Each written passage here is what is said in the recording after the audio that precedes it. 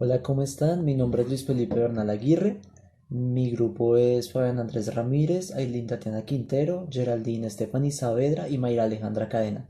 Nosotros somos estudiantes de cuarto semestre de Ingeniería Biomédica. Somos del grupo CK1A de Anatomía y hoy les vamos a hablar del infarto agudo de miocardio, así que vamos allá.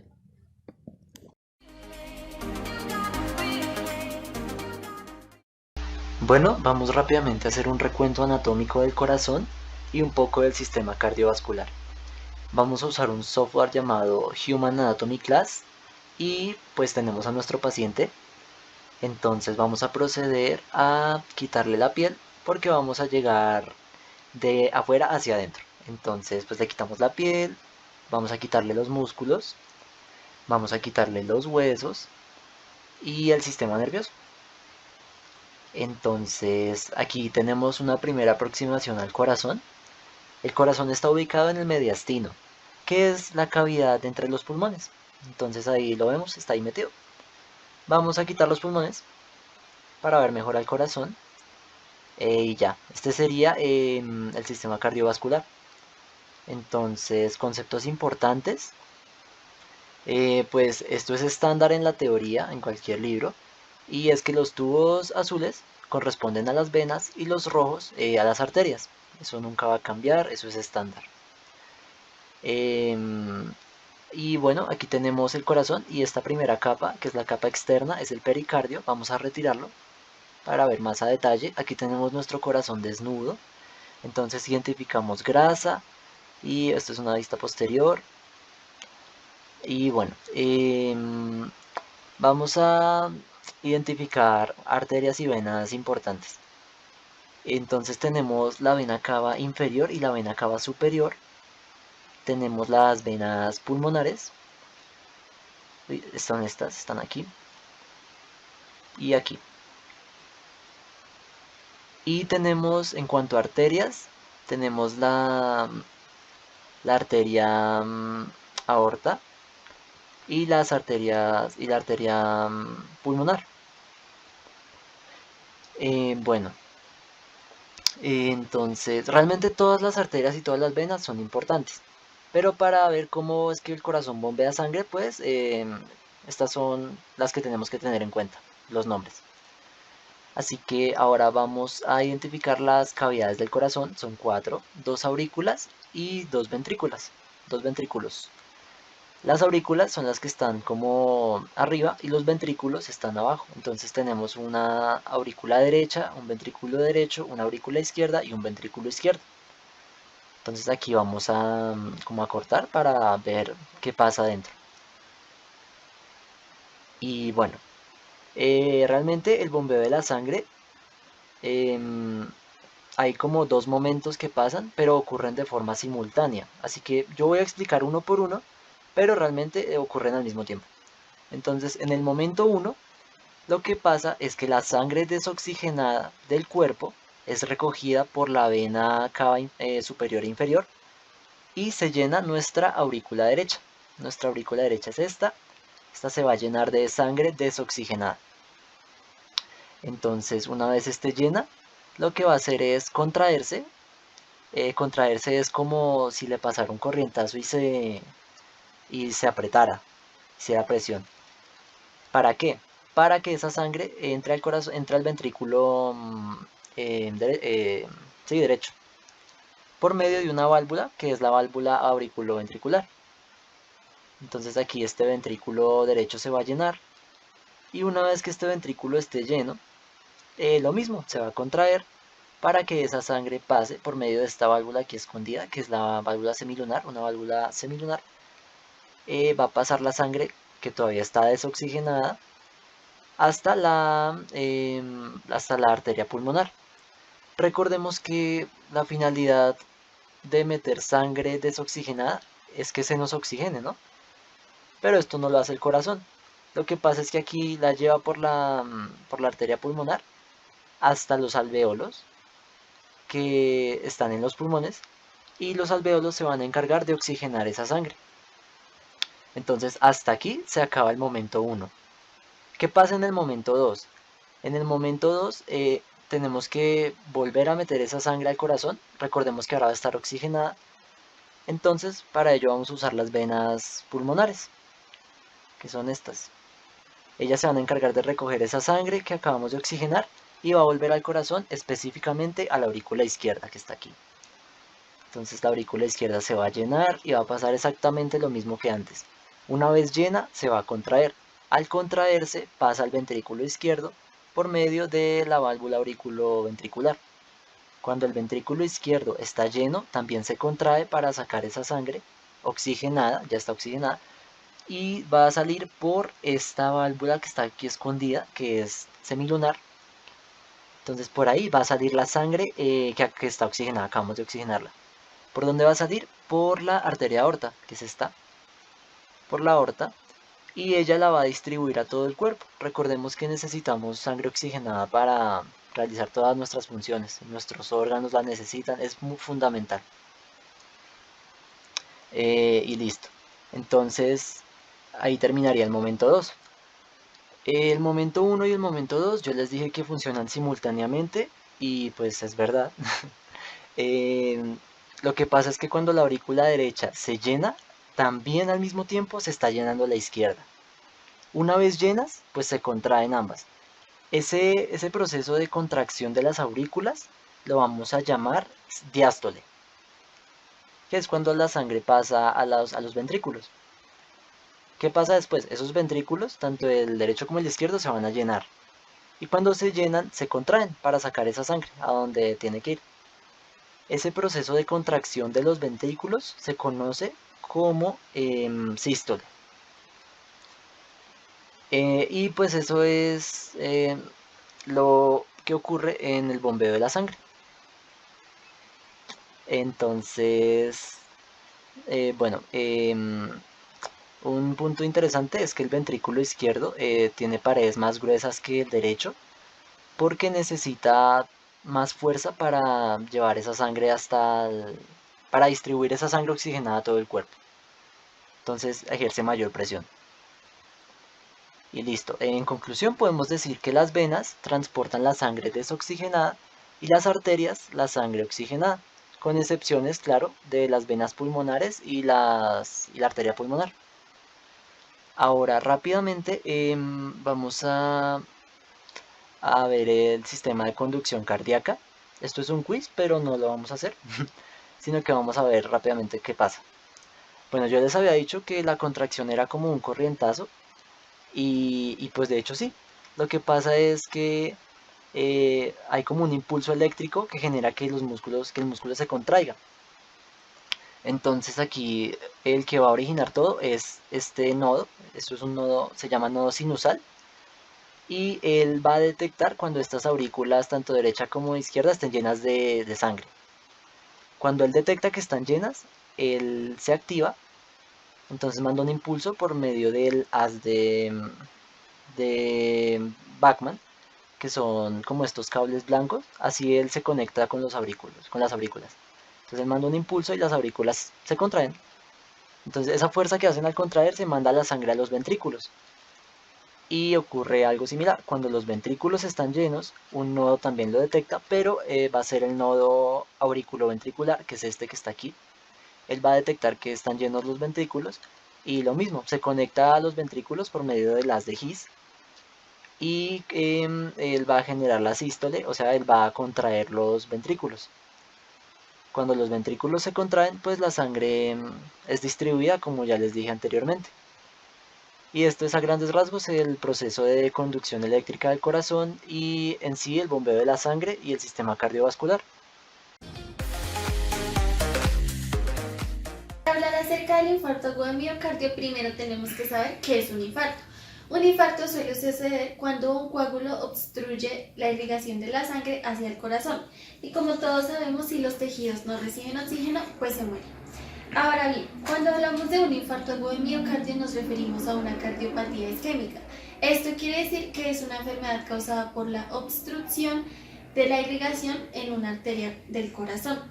Este proceso se le conoce como arteriosclerosis coronaria. ¿Pero qué sucede exactamente? Hagamos de cuenta que esta es la arteria. Con el tiempo, con el paso de los años, el nivel de colesterol se va acumulando y esto genera depósitos de grasa. Esa grasa se va a compactar y es lo amarillo que vemos acá y se le denomina placas. Pero asimismo estas placas se pueden romper y formar coágulos causantes de la obstrucción brusca y completa de la arteria. Como causa de ello, el corazón o esa parte del músculo cardíaco afectada se va a necrosar, es decir, se va a morir. Pues todos sabemos que los infartos son un suceso espontáneo, pero le puede pasar a personas que son sanas. Sin embargo, es más frecuente en personas con factores de riesgo. Vamos a ver el siguiente video para entender un poco mejor de lo que estoy hablando.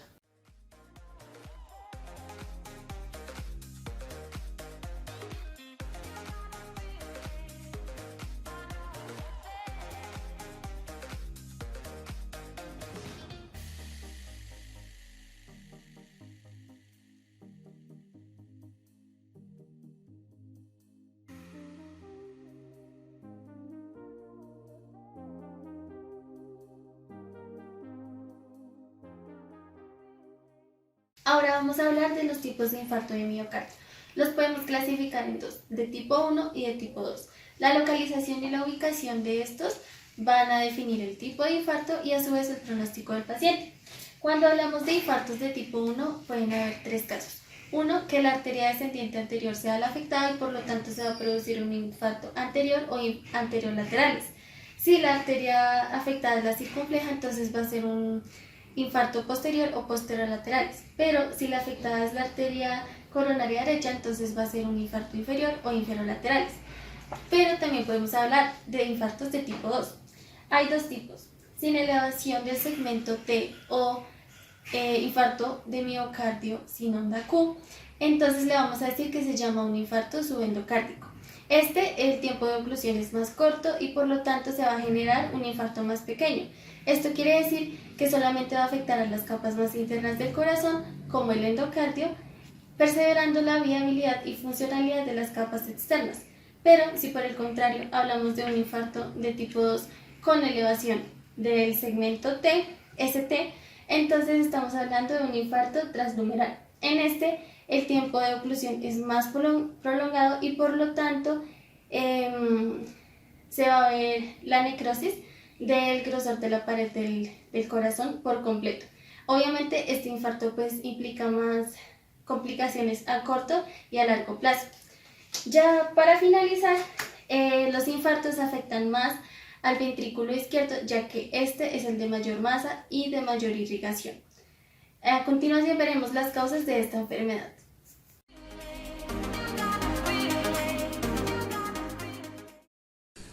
Para dar a conocer las causas del infarto agudo al miocardio, presentaré el caso de un paciente de 35 años de edad llamado Roland Andrei Rojas Tafur, que tuvo un episodio de este tipo hace más o menos un mes. Él es un hombre obeso que tiene la enfermedad de diabetes tipo 1 e hipertensión arterial etapa 2. Adicional a esto, cuenta con altos niveles de estrés y hábitos de vida no saludables, como sedentarismo, tabaquismo, alcoholismo, consumo de sustancias psicoactivas como marihuana y cocaína y uso de Viagra. Además, tiene antecedentes familiares, ya que su madre hace unos años presentó también un caso similar. Esto lo llevó a tener un infarto agudo al miocardio que fue tratado con eficiencia y rapidez y ahora se encuentra en excelentes condiciones. Gracias a este caso logramos identificar las diferentes causas que pueden llevar a un infarto agudo al miocardio. Espero que mejoren su estilo de vida y tengan una adecuada alimentación. Nos vemos en una próxima oportunidad para presentar otros casos clínicos.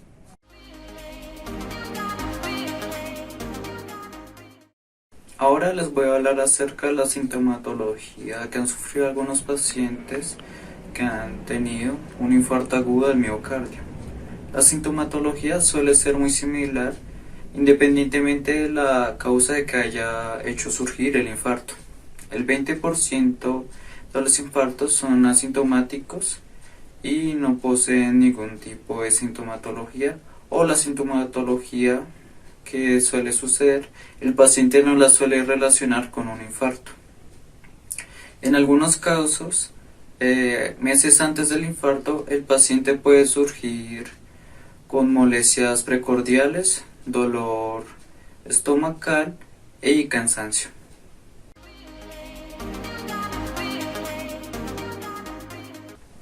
El primer síntoma asociado a un infarto suele ser un dolor subesternal visceral, es decir, un dolor abajo del esternón.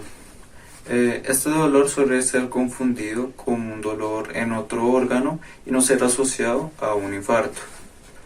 Es un dolor que es profundo y genera una compresión.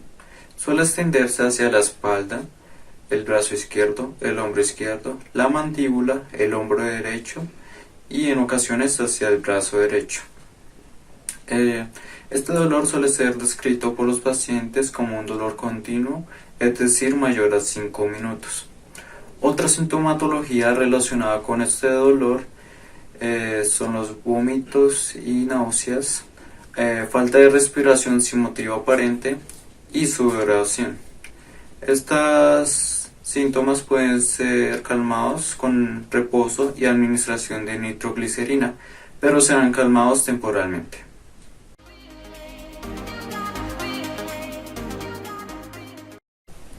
En las mujeres hay mayor probabilidad de que surjan un dolor torácico atípico y en los ancianos los reportes nos indican que presentan problemas respiratorios más habitualmente que dolores torácicos de tipo isquémicos.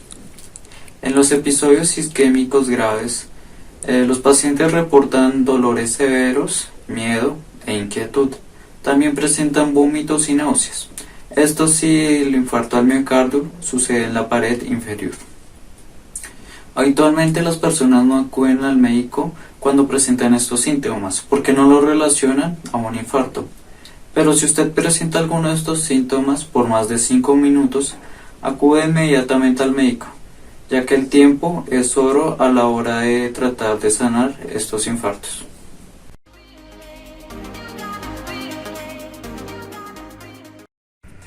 A continuación, hablaré acerca de los signos presentados por un paciente con infarto agudo al miocardio. Para ello, me basaré en los patrones observados en los casos clínicos que he tenido a lo largo de los años.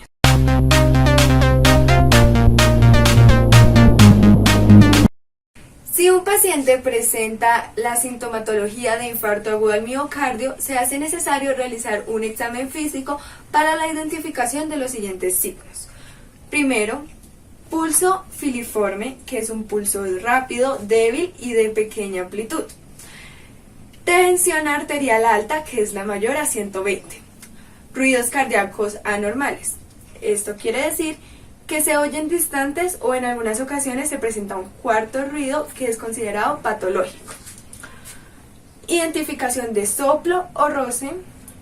Detección de signo de Kussmaul, que es la elevación de la presión yugular en la inhalación, que se da generalmente cuando el infarto es en el ventrículo derecho. Insuficiencia cardíaca, que significa que el corazón no puede enviar la suficiente sangre oxigenada al resto del cuerpo de forma eficiente. Y por último, un síncope, que es la pérdida de conciencia.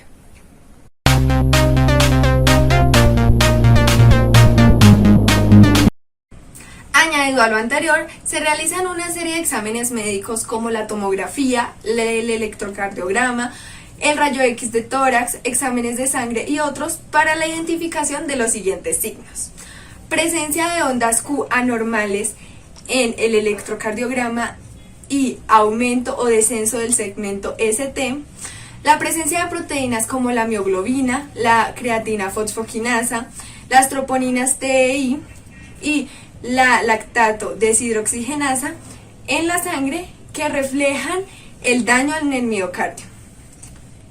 El edema pulmonar agudo, que es la acumulación de líquidos en los pulmones que provoca deficiencia respiratoria. Choque cardiogénico, que se presenta cuando hay complicaciones cardíacas y significa que el corazón no puede bombear la suficiente sangre. arritmias diversas y finalmente accidente vascular encefálico, que es la parálisis cerebral por falta de oxígeno y nutrientes que se da cuando el corazón se detiene.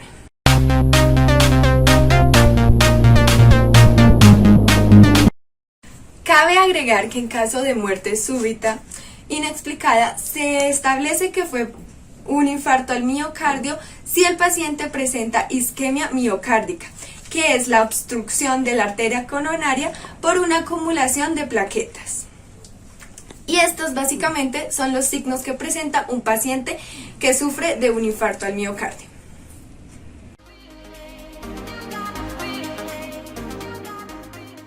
A continuación haré una explicación acerca de lo que es el diagnóstico. Resulta que un día Juan estaba en el hospital porque presentaba síntomas de infarto agudo al miocardio, a lo cual el médico le sugiere que se haga unas pruebas de diagnóstico. Juan le pregunta en qué consiste cada una de estas pruebas y su médico le responde lo siguiente. Primero, se hace una isquemia miocárdica, en donde se entiende que el tejido afectado se altera y los sucesos eléctricos se hacen mucho más lentos debido a que hay un menor voltaje. Esto ocasiona una repolarización invertida. La parte de análisis ocurre en la diástole y en el descenso de la línea de base entre la onda T y el inicio del QRS siguiente. Juan le pregunta acerca de la carita feliz y carita triste que se observa en pantalla, a lo que su médico responde: Juan, la carita feliz significa que el segmento ST es de tipo cóncavo, lo cual quiere decir que es benigna, pero la carita triste representa que es de tipo convexa y esto realmente confirma que es una isquemia miocardíaca. Por ende, es importante estudiar los cambios evolutivos en el electrocardiograma. Un electrocardiograma es un dispositivo que permite dar una sumatoria espacial y temporal de todos los vectores generados. Este equipo consta de 6 etapas de trabajo: 1 de identificación, 2 de sensor, 3 preamplificación, 4 filtración, 5 digitalización y 6 una transformación. Te explicaré a grandes rasgos en qué consiste cada una. Entonces, este dispositivo mide cómo fluyen los iones en las células cardíacas para producir la contracción y relajación del corazón, en donde se ubican unos electrodos en tus pechos que son los encargados de medir precisamente esta actividad. Se utiliza la parte de filtración. ¿Por qué? Porque dentro de este estudio saldrá información la cual no será de análisis. Entonces es necesario quitarla para poder estudiar realmente las zonas necesarias. Esto se hace por medio de frecuencias. Además, se hace una digitalización y transformación, pues las señales que entrega el cuerpo son de tipo análogas y las que nosotros finalmente obtenemos son de tipo digital. Una vez que se obtiene la información, se observa el segmento ST, en donde si se presentan algunos de los casos, podríamos decir que es grave, en donde si ST es mayor de 1 milímetro en 2 derivaciones ubicadas en el sistema desaxial plano frontal, o si a su vez es mayor de 2 milímetros en derivaciones tipo B1 a B4, también se puede presentar una aparición del bloque completo de rama izquierda BCRI. Listo, una vez que se ha analizado el ecocardiograma, se hace también una prueba de radiografía de tórax, en donde se utiliza para descartar la existencia de otras enfermedades. Este dispositivo trabaja con una película de rayos X, en donde entrega imágenes del corazón, pulmón, vasos sanguíneos y vías respiratorias. Debe tener 5 factores importantes: penetración, inspiración, rotación, magnificación y angulación. Además, se hace una angiografía coronaria para corroborar información, en donde esta también trabaja con rayos X, mediante los cuales se puede visualizar los vasos sanguíneos del corazón, evaluar las arterias coronarias, la presencia de masas cardíacas, patologías de la aorta, incluida la disección aórtica y enfermedades pericardíacas. Y se observan imágenes como las que vimos. Y por último tenemos el ecocardiograma, que es una prueba en movimiento mediante ultrasonidos. Esta genera información muy importante, como lo es el tamaño, función, fuerza del corazón, movimiento, grosor de sus paredes y funcionamiento de las válvulas. Se hace por medio de un equipo denominado como ecocardiógrafo, el cual consta de 3 elementos básicos, que es el transductor, la pantalla y el ordenador. Además, se pueden obtener de diferentes formas estas imágenes por medio de modo M, bidimensional, double color, 3D, entre otras. Bueno, Juan, lo que procede es hacerte las pruebas y esperar tus resultados.